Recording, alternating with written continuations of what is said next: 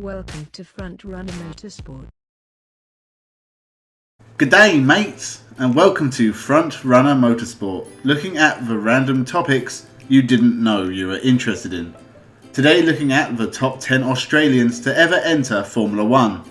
Out of the 17 in total, I have meticulously whittled down the list to the best 10 Australians. Although considering Gary Brabham, Ken Kavanagh and Brian Maguire never actually qualified for a race, and Warwick Brown, Paul England, they only had a single go at it, and Tony Gaze and David Walker didn't achieve anything of note. It wasn't actually that difficult getting down to the best 10 Australians in Formula 1 history. So remember to subscribe and leave a comment at the end of the video, and with that, let's get started. Number 10, Paul Hawkins. Paul Hawkins only raced in 3 Formula 1 Grand Prix, and didn't have a lot of overall success in those races. But he is one of only 2 drivers to end up in the Monaco harbour, and if you share an accolade with Alberto Ascari, you have done something right, or something very, very wrong. Unfortunately, just like his car, his career sank without a trace. He made his debut for John Wilmot Automobiles in a Formula 2 Brabham BT10, which he raced in South Africa. He qualified the underpowered car to 16th of 25 and finished the race 9th. Not a bad go at it really. He moved to the DW Racing Enterprises with a more powerful Lotus 33 and was in 10th before ploughing into the harbour.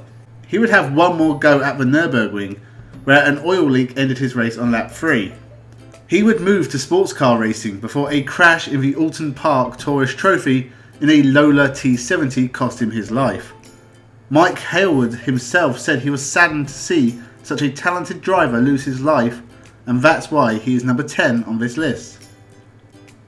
Number 9, Frank Gardner.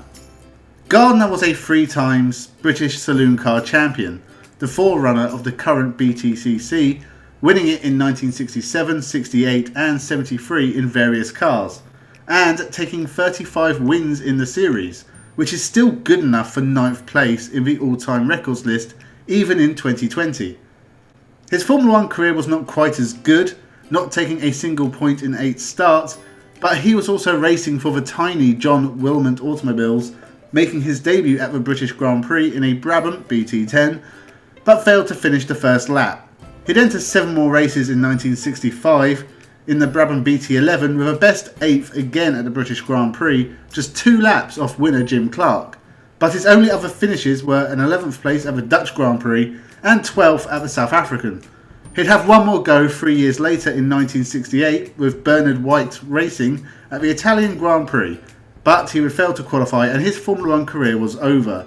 But he would have more touring car success in Britain and Australia. Number 8, Larry Perkins. Larry Perkins is an Australian legend who had a very checkered Formula 1 career. Starting with the Amon Racing Team, run by New Zealander Chris Amon, in 1974 Larry Perkins would fail to qualify for the German Grand Prix, just 36 seconds off Niki Lauda's pole time, but 50 seconds ahead of Amon, so God knows what happened there. He'd return in 1976 for the Dutch Boro team. He'd finished 13th in Spain, just 3 laps down, but gave a good performance in Belgium where he finished 8th. He failed to qualify at Monaco and retired in Sweden, Netherlands and Italy before moving to the Martini Racing Brabham team, finishing 17th in Canada, and retiring in America and Japan. He'd raced for BRM and Team Surtees in 1978, but only finished a couple of races, failing to qualify in Sweden and France and calling it quits. He would have a very successful time in Australia at Bathurst, taking 6 wins between 1982 and 1997. He took 3 of those wins with King of the Mountain Peter Brock, as well as Greg Hansford and a final 2 with Russell Ingall. Shame he couldn't match his success on the mountain during his Formula 1 career. Number 7, David Brabham. It's difficult being the son of a Formula 1 legend, and just a hint, David isn't the only Brabham on this list. Further hint, the other Brabham isn't Gary. David did race for the Brabham team, finishing 15th in France and failing to finish or even qualify for any other race in 1990. He'd returned to Formula 1 4 years later for the MTV-sponsored Simtek team. It went about the same, a best ever 10th place in the 1994 Spanish Grand Prix, whilst also failing to finish in 10 other races. At least he qualified for all of them, I guess, and his brief and disappointing Formula 1 career ends there. But he did have success outside Formula 1 in sports car racing, winning Le Mans with Peugeot in 2009 with fellow Formula 1 rejects Marc Gené and Alexander Wurz. And he has won the American Le Mans Series twice, in 2009 with Scott Sharp and 2010 with Simon Pagenaud. He's also won at Bathurst with brother Jeff in 1997, as well as a smattering of other sports car and touring car races all over the globe, and occasionally still races to this day. Number 6, Vern Schuppan. Another very successful driver outside of Formula 1 who failed to score a single point whilst in Formula 1. In fact, we are 5 drivers in and none of them have scored points. So out of 17 Australian drivers, only 5 have ever scored points in Formula 1. Do better, Australia. Vern Schuppan was meant to debut in 1972 with the BRM team at the Belgian Grand Prix, but Helmut Marko ended up driving his car, so he didn't actually debut. He would eventually debut for the Ensign team in 1974, again in Belgium, and he would finish that race 15th. The next 6 races were frustrating, retiring in Monaco, disqualified in Sweden and the Netherlands for an illegal start and an illegal tyre change respectively. He then failed to qualify in France and Britain, and in his final race for Ensign, retired in Germany.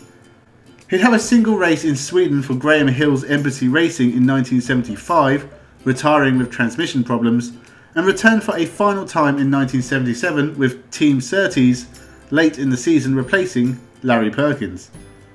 He'd finished 12th in Britain before a best ever 7th in Germany, before a 16th and a failure to qualify ended his career in Formula 1. He'd raced in America in the USAC Series and IndyCar, even finishing 3rd at the Indy 500 in 1981 with Theodore Racing. He has also won Le Mans in 1983 with the Rothmans Porsche team. Number 5, Tim Schenken. Finally, an Australian driver who scored points. Tim Schenken made his debut in 1970 with the original Frank Williams racing team and the interesting De Tomaso chassis. He'd retire from all 4 starts that year, mostly with engine failure, and moved to the Brabham team in 1971. His first 5 races were competent, not scoring points, but finishing 4 of those races before scoring his first point in Germany with a well-deserved 6th place. But it was at the next race in Austria where he'd take an incredible 3rd place. Unfortunately, he'd retire from the last 3 races of the season before moving to Surtees in 1972. Do all Australians want to race for Team Surtees? He'd finished 5th and scored 2 points in his first race for the team, but the rest of the year was disappointing, a 7th in Canada and an 8th in Spain being the only highlights, with plenty of retirements along the way, and Schenken was left without a drive for 1973, picking up a single race returning for Frank Williams, with a 14th in Canada. His final year in 1974 was a part season with the god-awful Trojan team, 2 10th places in Belgium and Austria, along with 3 retirements and 2 failures to qualify.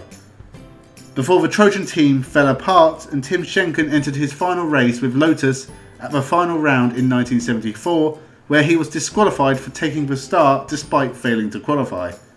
He'd have a few goes at Le Mans in the late 70s, but retired from racing and is now the director of the Confederation of Australian Motorsport. Number 4, Alan Jones. So putting a world champion 4th on a list with only 2 world champions on it, surely this is mental. Well, it's my video and I'll do what I want, but also just because you're a champion doesn't necessarily make you the greatest.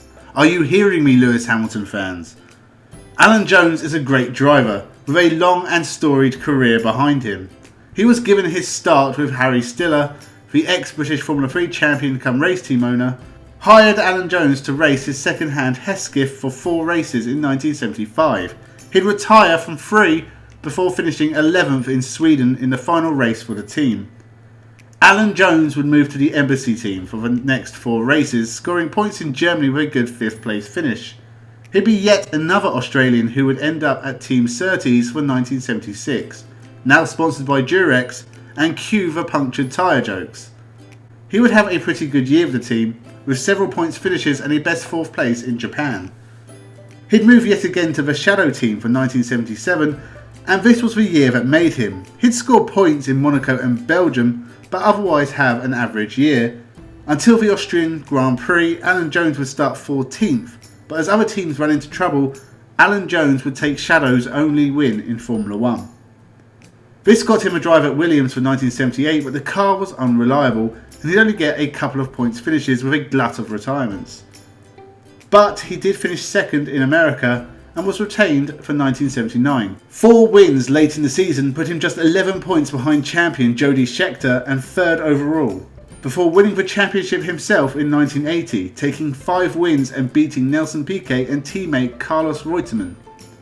He'd take his final 2 wins in 1981 and finished 3rd in the title chase, just 4 points behind Nelson Piquet, and seemingly Alan Jones went into retirement.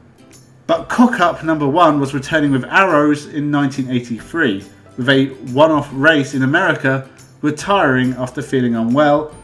Cock-Up number 2 was returning for the original Haas team, which was just as comical as the modern day Haas team, but Jones would enter 3 races in 1985, all ending in retirement.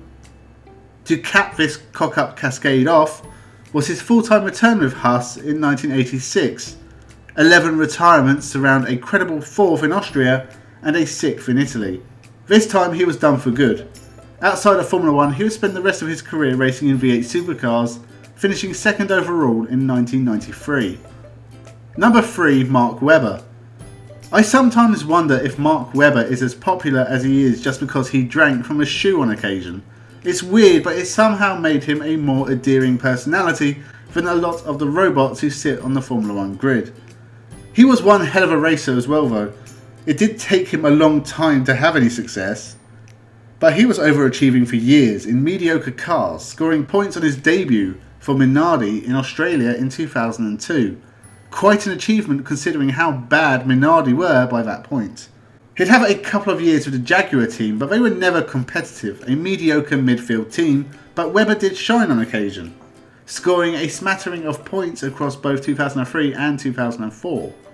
He moved to Williams in 2005 and took his first podium at the Monaco Grand Prix, scoring a total of 36 points on his way to 10th overall. 2006 was a bad year for Williams. That sounds familiar. Webber only scored points at 3 races and retired from most, and so left the team to join Red Bull, but 2007 and 2008 were nothing special. Red Bull were not the powerhouse they would shortly become, and results in the midfield were hard to come by, but another podium at the Nürburgring in 2007 was a standout performance. It was 2009 that would announce the arrival of Red Bull, Mark Webber and especially teammate Sebastian Vettel. The regulation changes over the summer had flipped the playing field and Red Bull were now competitive, with Webber taking his first win at the Nürburgring in a race where he started on pole, got a drive-through and still won by nearly 10 seconds. He also won in Brazil and ended the year 4th in the standings. 2010 was a huge improvement and a massive disappointment, as Webber really could have been champion. It was between him and Alonso, with Vettel in with a slim chance. Alonso pitted and got stuck behind Petrov, and if Red Bull had pitted Webber later, then we could have had 3 Australian Formula 1 champions. Instead, he finished behind Alonso and Vettel took the win and the championship. Webber had won 4 races that year, which would be the most in a single year for him, but he would also finish 3rd overall in 2011 and his final year in 2013, after which he would retire and be replaced by another Australian. He would finish 2nd at Le Mans in a Porsche in 2015 and win the World Endurance Championship that year. A great and beloved driver who did a great job over his long Formula 1 career. Shame he never won the championship to cap it all off. Number 2, Daniel Ricciardo. Daniel Ricciardo had huge shoes to fill, replacing Mark Webber at Red Bull, especially with just 2.5 years in Formula 1 before moving up to one of the most competitive cars in the field. His first year in 2011 was a mid-season replacement for the HRT team, driving at the back of the grid, trying not to get in the way of people in actual race cars. He'd score the odd points finish for Toro Rosso over 2012 and 2013, but never do better than 7th in China and Italy in those 2 years. But Red Bull moved him up when the seat was free, and Daniel Ricciardo repaid them with 3 wins. beating teammate Sebastian Vettel and only losing out to the dominant Mercedes duo. A damn good first year by all accounts. 2015 was a struggle by all accounts, with only a couple of podiums and an 8th place finish overall, but 2016 was a lot better with a single win in Malaysia and another 3rd overall, whilst not retiring from a single race that year. He'd get 3 more wins over the next couple of years, but wasn't making much progress and was now being beaten by Wonderboy teammate Max Verstappen. So Daniel Ricciardo took a huge risk and moved down the grid to the Renault team, but so far it hasn't really paid off, and I fear it may be too late unless a seat comes up at Mercedes. But otherwise, Ricciardo may go down as one of the best drivers ever, never to win a world championship. But it's still early days, so maybe there's still time. Number 1, Jack Brabham. Of course we end this list with the 3-time world champion who also started a successful race team and really made a mark for Australian motorsport. For Jack Brabham's debut race, you have to go all the way back to 1955 at the British Grand Prix with the Cooper Car Company, but he retired before entering his own Maserati in the British Grand Prix a year later and again retiring. He entered more races in 1957 with both the Rob Walker team and Cooper, but scored no points, but would finish 6th in Monaco, although points were only given to the top 5 at the time. He'd finally score his first points with Cooper in 1958 at the Monaco Grand Prix with a 4th place finish, but it was 1959 when he won his first championship. It must have been a surprise, as he had only scored 3 points up to the start of this season, but he won in Monaco and Britain, as well as podiums in Netherlands, France and Italy, beating Tony Brooks, who raced for Ferrari and Vanwall. Brabham would win it again in 1960, still for Cooper, winning 5 races in a row in the mid-season and beating Kiwi Bruce McLaren. But Cooper were no longer competitive, and after a bad 1961, Brabham started his own team and would spend the rest of his career racing with them. He'd have to wait till Mexico in 1963 to get his first podium, and wouldn't take his first win with his own team until 1966. But once again, with 4 wins in the mid-season, he would take his 3rd and final title, beating John Surtees handily. He would lose out to teammate Denny Hulme in 1967, but Brabham would dominate the constructors that year. His final year in 1970 started with a win in South Africa and ending the year 5th in the final standings. The team he left behind won more drivers' titles in the 80s before going bankrupt in 1992 after a torrid few years. Jack Brabham is often left off the best ever drivers list, which is a shame. He is often overshadowed by colleagues Moss, Clark, Stewart, Hill and Fangio, amongst others, but in my mind Jack Brabham deserves his place at the top of the list, and he did Australia proud. So that was my list of the top 10 Australian drivers in Formula 1. Do you agree? Do you disagree? Remember to leave your comments down below, or general abuse, I don't mind. Also remember to subscribe to the channel for more motorsport news, lists, opinions and a lot of nonsense. I have Twitter and Facebook, so you can follow. Click on the links on my banner on the channel page. I hope you're all well, and remember to have a good one.